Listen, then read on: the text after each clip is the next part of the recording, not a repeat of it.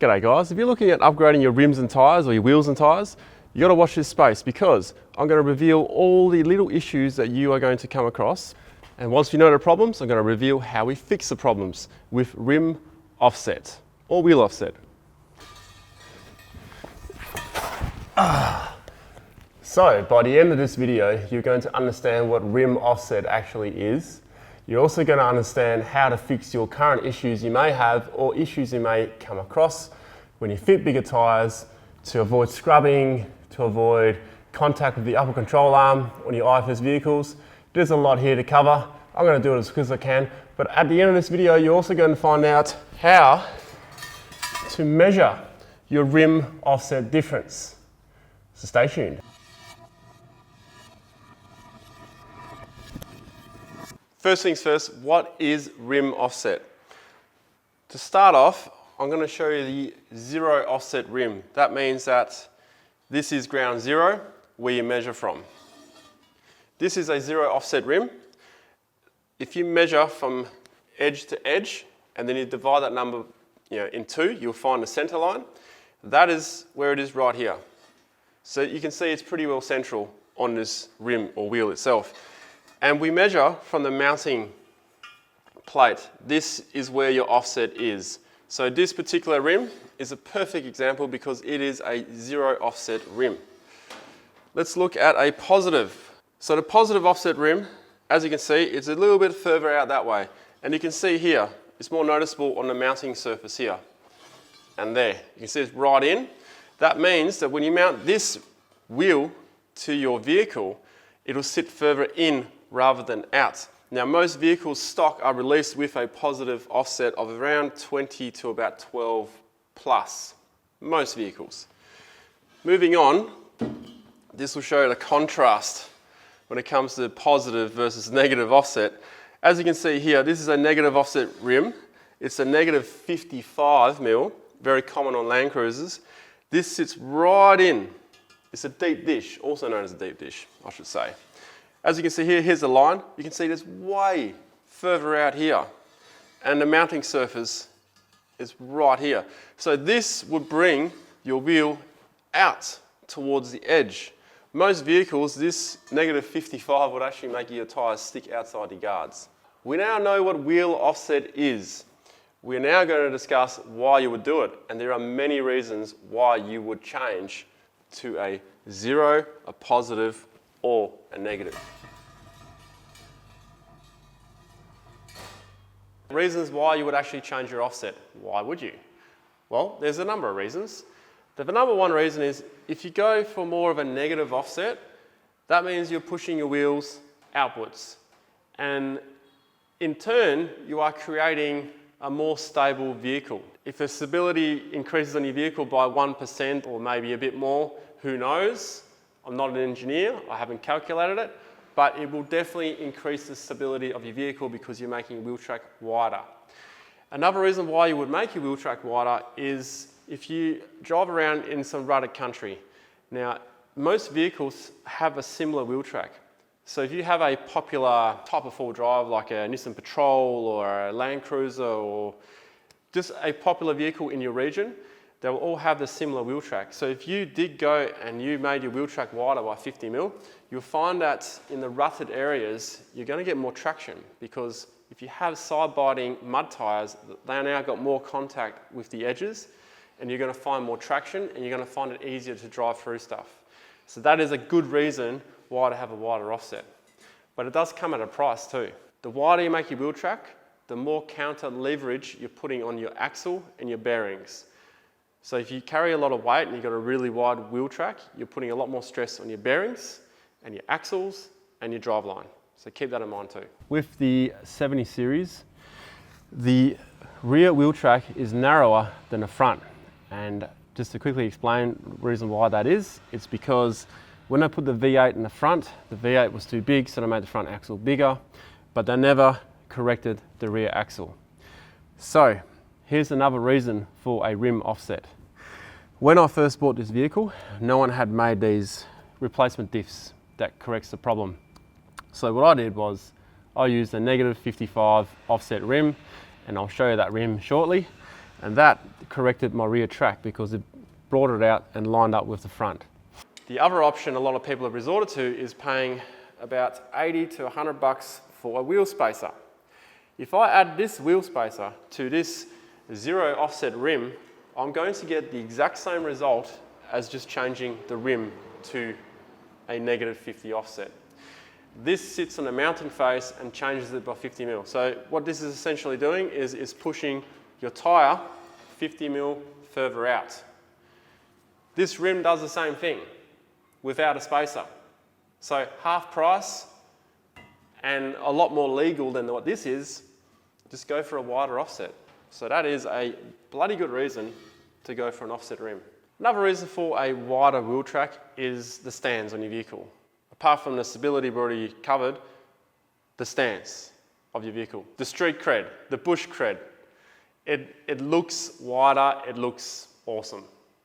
Tyres tucked right inside the guards don't really look that great. So that's another reason why people go for a wider offset.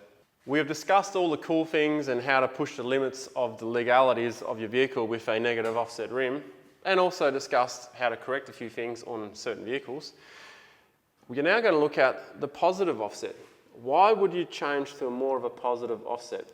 Well, there are some really good reasons. If your vehicle was released with like closer to a zero offset rim and you put bigger tyres on it, what happens here is when you put a bigger tyre on your vehicle, it increases the size of your tyre inside the guard and outside the guard, or towards the outside of the guard. Sometimes it'll stick outside the guard. Now to fix that, you can use a different offset rim to bring it in or bring it out, depending on what requirements you are after. Another reason for a positive offset rim is to change where the scrub is on the front of your vehicle. So on the front of your vehicle, that is generally where you're going to find difficulties with changing tyre size and rim offset, and that is when you are turning. So here's a common point to have some problems with. For instance, contact on the inner guard, contact to the top, and last but not least, contact on the front bull bar. Changing your tyres, making them bigger, will impact on all these things. Now, to fix this, there are two ways you can do it. Either adjust the arches, or even better, try and adjust it with the rim first. Or sometimes you can even contact on your IFS vehicle all the topper components like your upper control arm. If that's the case, you're going to need to go for a negative offset to get it away from your upper control arm. If it's not the upper control arm but it's contacting on the inside, you may need a positive offset. So you may have to do a bit of research on some forums perhaps, people with the same vehicle as you. If you're scrubbing somewhere, you may be able to help it, at least help it a bit with a different offset rim. And that is the whole point of this video. The offset of your wheels or your rims can determine wherever your tyres are going to scrub or not. So again, another good reason for a positive offset rim is to fit wider tyres and keep them within the guards. That is probably the most simple way of explaining a positive offset. One other thing I want to mention here is if you do go too far with your offset, generally speaking, if you change it more than 25 mil, you're going to encounter some kind of rubbing issues, especially on the front of vehicles, especially on the newer vehicles as well. There's not a lot of room. These vehicles are not designed to have big tyres on them, and the manufacturer doesn't bear in mind that, hey, this owner may want to put a different offset on their tyres. That's not the case. So if you go too big, too wide an offset, too narrow an offset, something's going to change. As you can see, there are a lot of different reasons to have different offset rims. Another reason to have an offset rim is if you get a wider rim. So you have 8-inch rims, 9-inch rims, 10-inch rims. If you get a 10-inch rim and you normally run 8s, your rims are wider, which puts it inside as well. So you may need to change your offset to compensate for the rim sticking too far in or sticking too far out. We've kind of covered a few of these already. The legality thing is something to look out for if you change your offset too much. The main thing to look out for with a positive offset is what we already spoke about. It is scrubbing on the upper control arms on IFS vehicles. And we're scrubbing on the inner guard and the outer guard. That's another thing. Negative offset rims, what to look out for? Well, we already covered the extra leverage and stress on the bearings, because you've made the track wider now. The whole purpose of this exercise is to show you what happens when you put a negative offset rim on to your hub, and what happens to all your brake components and everything. They get exposed. So here we have a 0 offset. Now we're going to change it to a negative offset.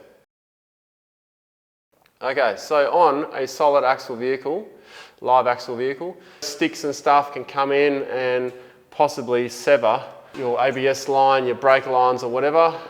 It's just a bit more vulnerable. It's a very unlikely scenario, but it does make it more vulnerable.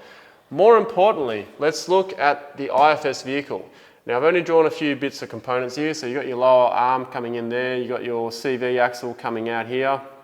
Now, something that does get exposed a lot more on an IFS vehicle, let's move the offset first. We've got our wider wheel stands, looking mint as from the outside, but on the inside, this CV boot is compromised now. Also forcing water and stuff in, but more importantly, if a stick comes up, it can easily do little slices into these rubber boots, the CV boots. Your brake components are again exposed, all your little components, all your little weaker bits on your wishbone suspension, all of that stuff is now more exposed. It's more likely to have foreign matter hitting it. Stone chips, sticks, forced water. So I think you get the message there. When you do change your offset to like quite a bit of a negative, you're exposing those bits to the elements. How to actually measure your rim offset. And what we'll start with here is the positive offset, because that's the most common one. On some rims or wheels, it'll actually be stamped on it, here or on the back side. The rims I have in play don't have it stamped on there, and many won't. So that's why I'm teaching you how to measure. The only really tools you need is a level and a tape measure. When we measure, the first measurement we're going to do is from the top. So you've got a straight edge across here, and you're going to measure to the underside of the level from the bottom. And here we have 206 millimeters. So 206. That number we need to divide by half. So divided by 2 equals 103. So 103 is the equation we have now. Now we measure from the mounting surface. Remember what that was? That was this bit down here. We're putting the tape on the underside like that.